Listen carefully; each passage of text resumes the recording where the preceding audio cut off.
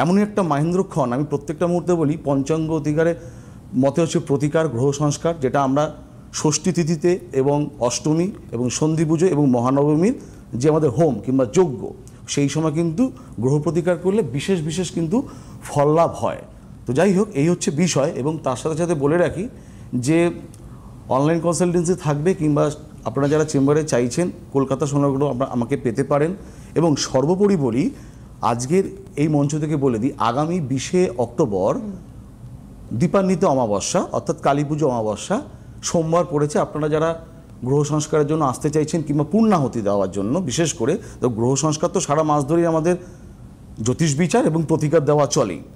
অমাবস্যাটা কেন সবাইকে এত মুখাপেক্ষী হয়ে থাকে? কারণ ওই সময় সবাই নিজের হাতে পূর্ণাহুতি দিতে চায় কিংবা মহাযজ্ঞে একবার আহুতি দিতে চায় তারাপীঠে, যেটা আমার প্রত্যেক অমাবস্যায় চলে। তাই প্রত্যেকে কিন্তু এখন থেকে কিন্তু একটা পরিকল্পনা রাখতেই পারেন আগামী 20শে অক্টোবর কালী পুজোর দিন অর্থাৎ দীপান্বিত অমাবস্যার জন্য। হ্যাঁ, আর যদি গ্রহ সংস্কারে যদি আপনারা ইচ্ছুক হন, কারণ আমরা প্রত্যেকটা মুহূর্তে বলি যে কোনো আগে সঠিক জ্যোতিষ বিচার যতটা হোক নিখুঁতভাবে জ্যোতিষ বিচার করতে হবে, এবং সেটা পঞ্চাঙ্গ মতে প্রতিকার।